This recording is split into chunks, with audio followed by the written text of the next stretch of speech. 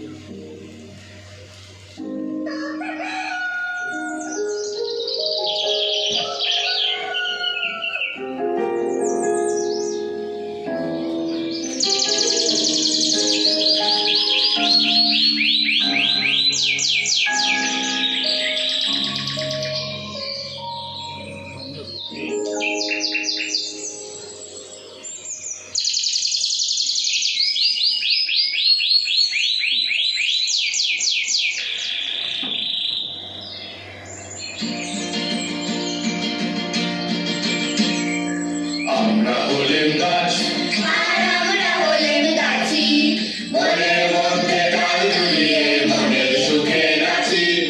আমরা হলেন গাছ আর আমরা হলেন গাছি, মনের মধ্যে ডাল দুলিয়ে মনের সুখে নাচি। আমরা হাওয়ায় পরাগ বায়ু ঢালি, আমরা জোগাই ফুল ফলের ডালি, আমরা যোগাই সুষম পুষ্টি খাদ্য, আমরা বাঁচাই জীবনের জয়বাদ্য। আমরা হলেন গাছ আর আমরা হলেন গাছি, মনের মধ্যে ডাল দুলিয়ে মনের সুখে নাচি। আঁকড়ে ধরি মায়ের মতো মাটিকে, মাটির মতো এই দুনিয়ায় খাটিকে। নামিয়ে আনি আকাশ থেকে বৃষ্টি, ফসল ফলাই বাঁচিয়ে রাখি সৃষ্টি। আমরা সবার ভাবনা ভাবি, সবার জন্য বাঁচি, বনের মধ্যে ডাল দুলিয়ে মনের সুখে নাচি। আমরা সবাই ভাবনা ভাবি, সবার জন্য বাঁচি, বনের মধ্যে ডাল দুলিয়ে মনের সুখে নাচি।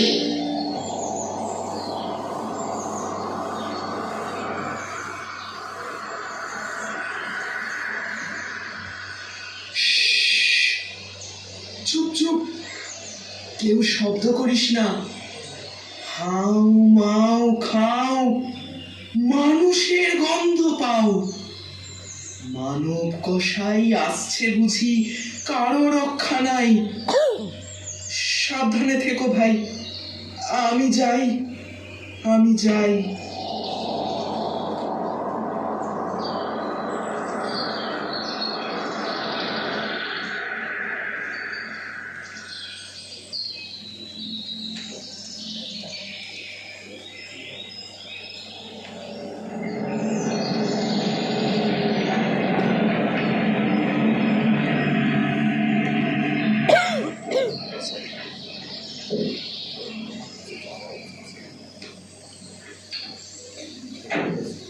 ইস,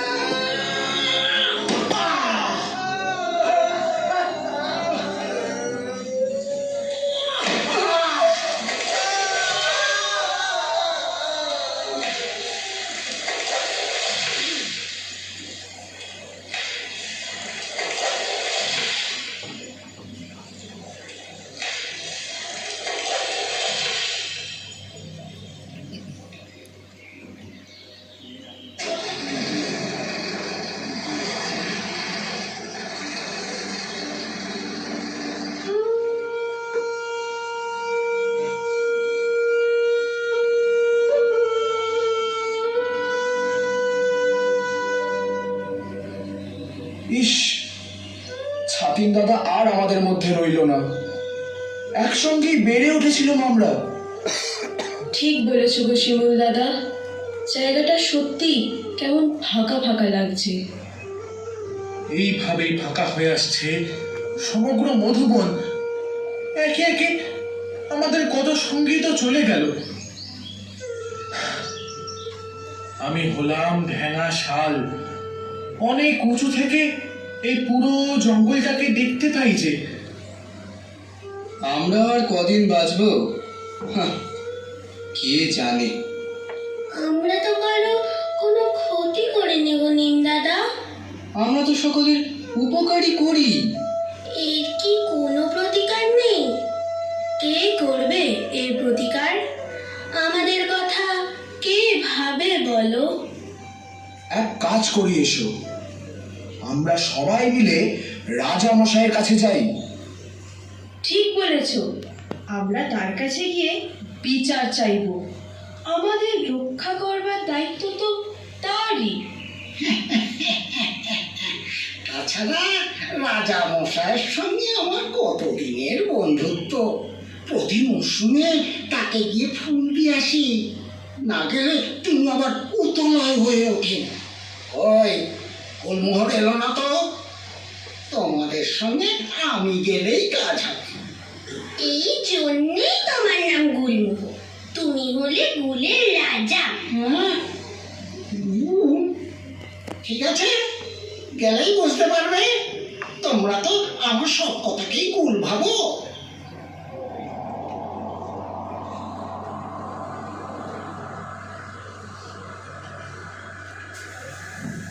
আচ্ছা আচ্ছা, ঠিক আছে, ঝগড়া বন্ধ করো দেখি।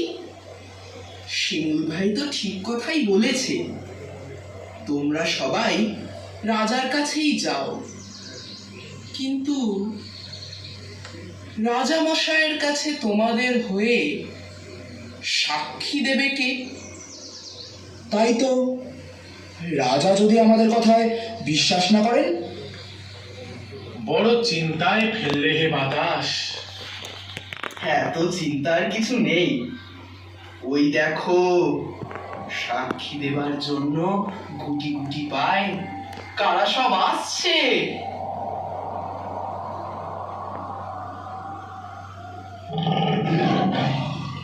সাক্ষীর জন্য ভাবনা কি? আমরা সবাই যাব তোমাদের সাথে, রাজার কাছে সাক্ষী দেব। শুধু তোমাদের নয়, ওরা তো আমাদেরকেও মেরে ফেলছে।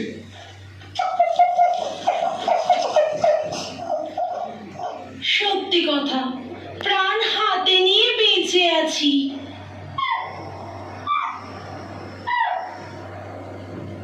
তাছাড়া তোমরা আজ বলেই তো আমরাও আছি।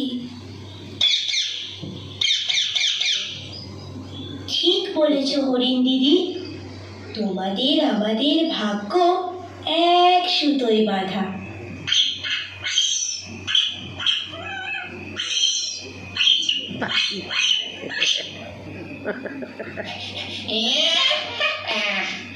মানুষেরা যত বাদরামি করবে আর দোষ চাপাবে আমার ঘাড়ে, অদ্ভুত কথা।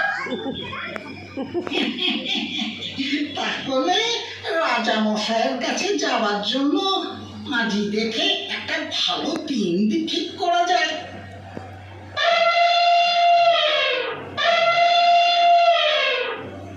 না না, আজই দেখবার দরকার নেই।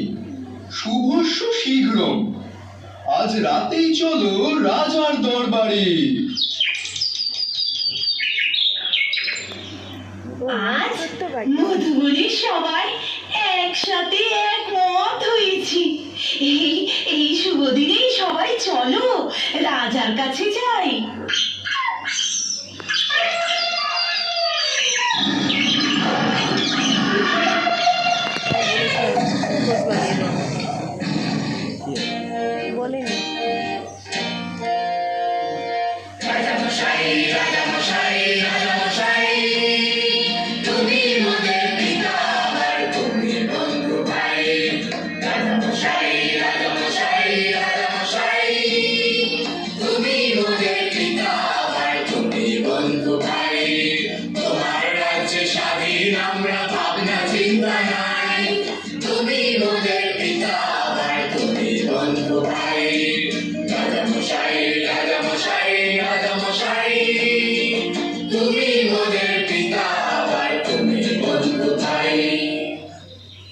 কিন্তু মধুবনে এখন ভীষণ ক্ষুধার্ত, মরছে বৃক্ষ, মরছে প্রাণী, রক্ত লোলুব্ধ, রক্ত লোলুব্ধ, রক্ত লোলুব্ধ। তাই তো আমরা বিচার চাইতে এলাম তোমার ঠাই, তুমি মোদের পিতা আবার তুমি বন্ধু ভাই। রাজা মশাই, রাজা মশাই, রাজা মশাই, তুমি মোদের পিতা আবার তুমি বন্ধু ভাই।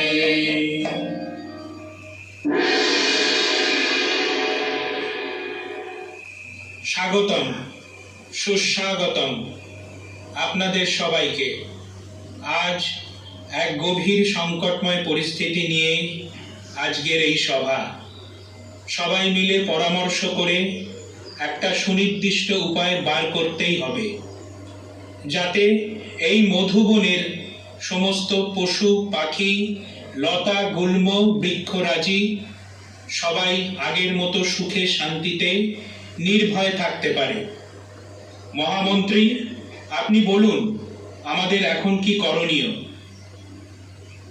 হে মান্ধাতা পুত্র বটেশ্বর মহারাজ, মধুবনের বৃক্ষ গৌরব, আপনাকে প্রণাম। আজ মধুবনের বিভিন্ন প্রান্ত থেকে সমগ্র উদ্ভিদ জগৎ এবং প্রাণী জগতের প্রতিনিধিরা এই সভায় উপস্থিত হয়েছেন। এই গুরুতর সমস্যার সমাধান খুঁজতে গেলে আগে আমাদের জানতে হবে কার কি কি অসুবিধার সৃষ্টি হচ্ছে। আপনারা একে একে নিজেদের পরিচয় দিয়ে আপনাদের সমস্যার কথা এই সভায় বলুন। মহারাজ, আমি শিমুল। মধুবনে এক কসাইয়ের আবির্ভাব হয়েছে। তার নাম মানব। সে কুড়ুল দিয়ে প্রতিদিন নির্বিচারে বৃক্ষ নিধন করছে। তারপর বৃক্ষদের মৃতদেহ লরিতে করে শহরে পাঠিয়ে অসৎ উপায় অর্থ উপার্জনে মেতেছে। প্রণাম মহারাজ, আমি শাল। যেহেতু আমি অনেকটা লম্বা, তাই উঁচু থেকে দেখতে পাই মধুবনের প্রায় অর্ধেক জঙ্গল মানব কসাই ইতিমধ্যে কেটে সাফ করে ফেলেছে। এইভাবে চলতে থাকলে কিছুদিন পর এখানে মরুভূমি তৈরি হবে। আমরা কেউ জীবিত থাকবো না। মহারাজ, আমি বাতাস। আগে এই মধুবনের প্রতিটি লতাপাতা গাছপালাদের সঙ্গে আনন্দে লুকোচুরি খেলে আমার দিন কাটতো। এখন সারা জঙ্গল ছুটে বেড়াই, বন্ধুরা ক্রমশ কমে আসছে, মনটা হু হু করে।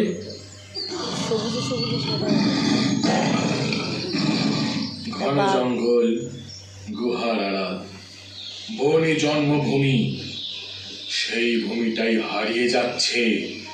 বিচার করো তুমি। মোদের বাসা গাছের ডালে, খড়কুটোতে বাঁধি। এই বাসাটি ভাঙলে পড়ে কার দুয়ারে কাঁদি।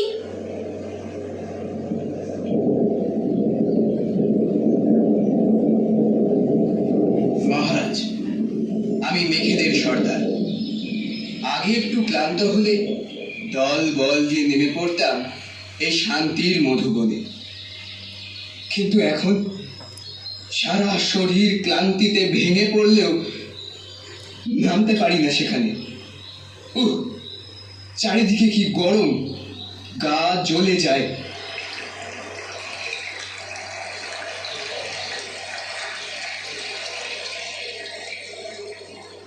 ঠিক বলেছে মেঘ ভাই।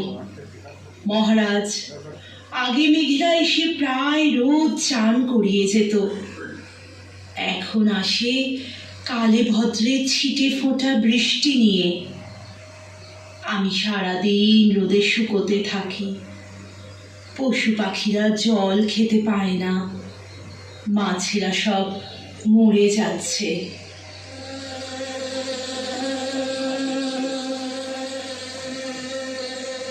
আমি মৌমাছিদের সর্দার। আগে সারাদিন আমরা গুনগুন করতে করতে শয়ে শয়ে মৌচাক বানাতুম বিভিন্ন গাছের ডালে। তাই তো বনের নাম হয়েছিল মধুবন। আর এখন দেখুন, মৌচাক বাঁধবার মতন মোটা গুড়ি আর কঠোরলা গাছই প্রায় নেই। তাছাড়া আমাদের যারা মধু জোগাতো, সেই ফুলের গাছগুলি কেটে ফেলেছে। আমি বৃদ্ধ তেঁতুল, জানি না আর কদিন এই পৃথিবীর আলো বাতাস দেখব। কত ফুল ফলের গাছ দেখেছি এই মধুবনে, কি তার রং, কি তার শোভা। জঙ্গলের পশু পাখিরা পেট ভরে খেত। আশেপাশের গ্রাম থেকে গরিব মানুষেরা আসতো ফল নিতে, মধু নিতে। শুকনো পাতা, শুকনো ডালপালা কুড়িয়ে তাদের সংসার চলতো। কপিল নদীর ধারে বসে তারা আপন মনে ভালোবাসার গান গাইতো। রাখাল বাঁশি বাজাতো। আশ্চর্য শান্তি ছিল এই মধুবনে। সেই সব দিনগুলো কোথায় গেল?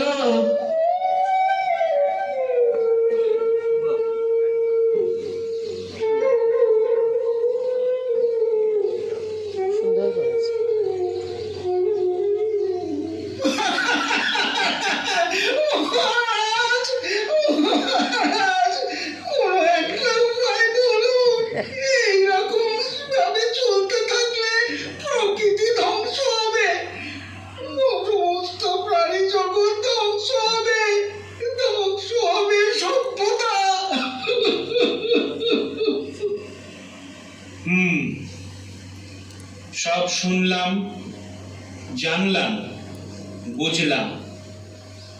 সত্যি সমস্যা বড় গুরুতর। এর সমাধান করতেই হবে।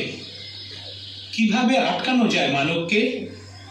তোমাদের কাছে কি কোনো উপায় আছে? বাঘ মামাকে হুকুম দিলে কেমন হয়? সে মানবের ঘাড় মোটকে খাবে। ভাল্লুক দাদা ওকে নখে দাঁতে চিড়ে ফালা ফালা করুন। হাতি মামা ওকে সুরে তুলে আছাড় মারুক। চাপেদের বলা হোক তারা এক ছোবলে মানবের ভবলীলা সাঙ্গ করুক। দেখা হোক কাকড়া বিছেকে একবার ভুল ফটালে মানবকে আর উঠে দাঁড়াতে হবে না। ওই ওই গুলমোহন দাদার একটা মোটা ডাল যদি ওর গায়ে পড়ে তাহলে সেখানেই ছিঁড়ে চ্যাপটা হয়ে যাবে।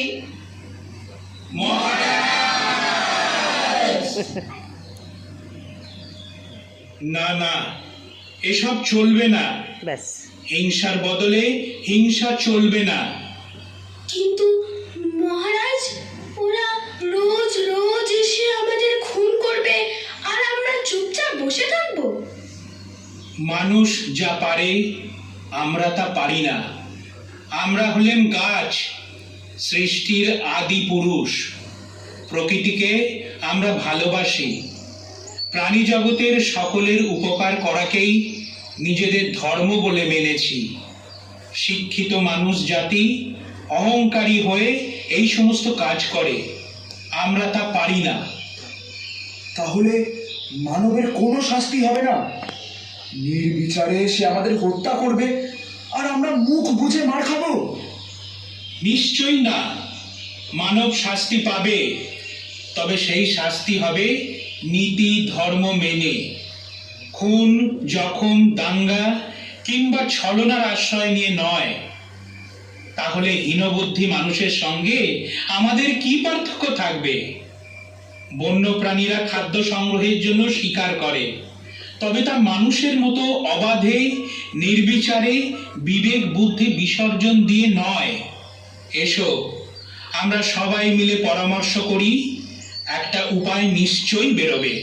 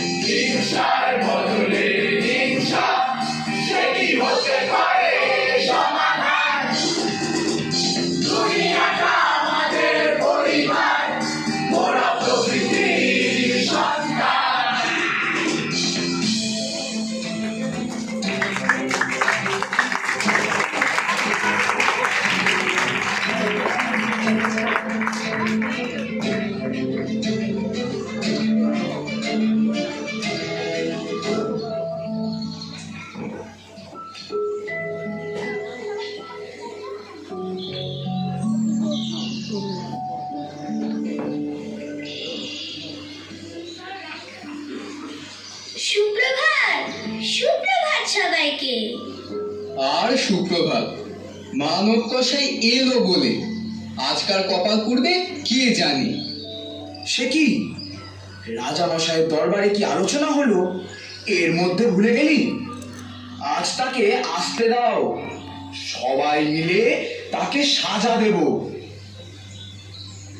আসতে দাও নয়, এসে গেছে।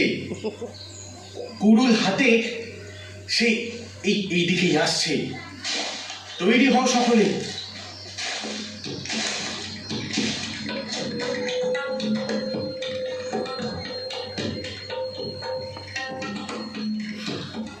আজ বড্ড গরম লাগছে। উফ, সূর্যের কি তেজ! চারিদিকে যেন আগুন ঝরছে।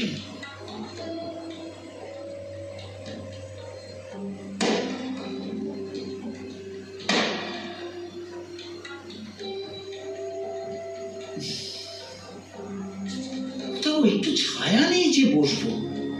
যাই যাই, ওই গুলমোহর গাছটার তলায় গিয়ে বসি। ওহ,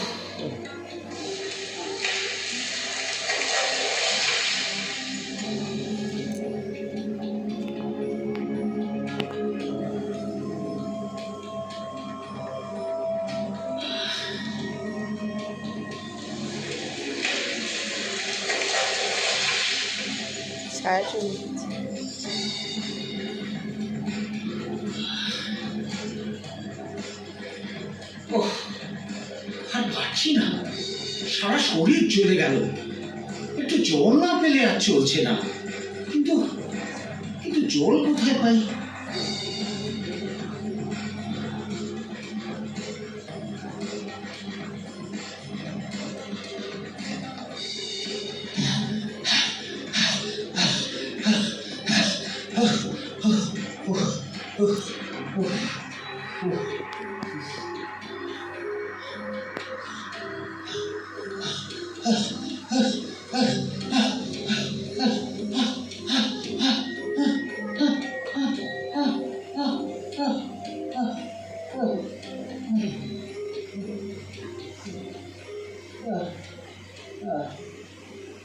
কেমন জব্দ এবার, দেখ কেমন লাগে। এগুলো রাজার দেওয়া সাজা। আচ্ছা বুদ্ধি বেরিয়েছে আমাদের রাজা মশাইয়ের মাথা থেকে। সে কথা বলতে গেলে এই বুদ্ধিটা প্রথমে আমি দিয়েছিলাম, কিন্তু রাজা মশাইকে।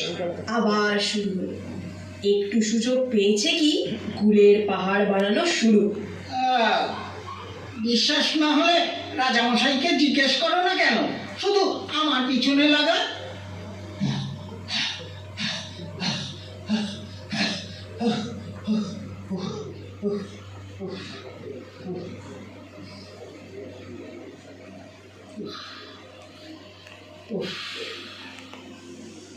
ওগো কপিল নদী, তোমার দুটি পায়ে পড়ি। তেষ্টায় আমার ছাতি ফেটে যাচ্ছে। এক আসলা জল দাও না। জল তো শুকিয়ে গেছে, কোত্থেকে দেব? কিন্তু কিন্তু বনে যখন ঢুকলাম তখনও তো দেখেছিলাম তির করে বইছিলে। তখন জল ছিল, এখন নেই। কথা ফুরিয়ে গেল, এত জেরা কিসের?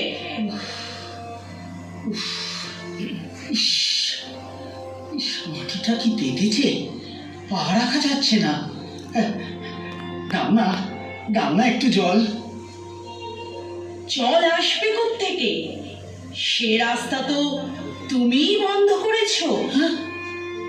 আমি? নয়তো কি, গাছগুলো একে একে কেটে ফেললে জায়গাটা গরম হয়ে গেল।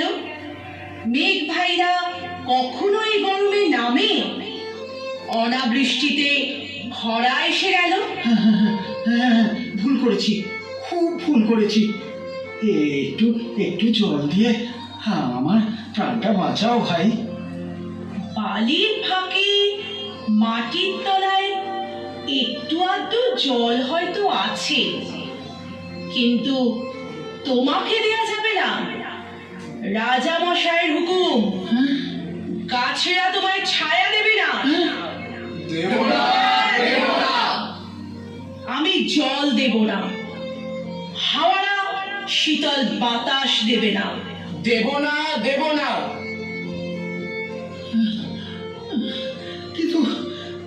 জল না পেলে আমি আমি একটু পরেই মারা যাব। আমাকে দেখে কি তোমাদের দয়া হচ্ছে না? তুমি বরং রাজার কাছে যাও, তার কাছে ক্ষমা চাইলে ছায়া জল সব কিছু পাবে।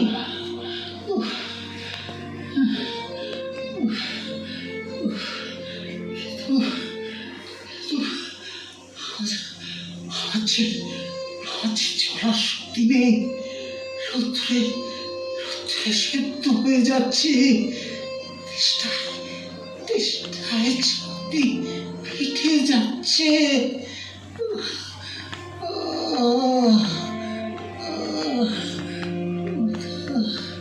মাথা ঘুরছে। আমি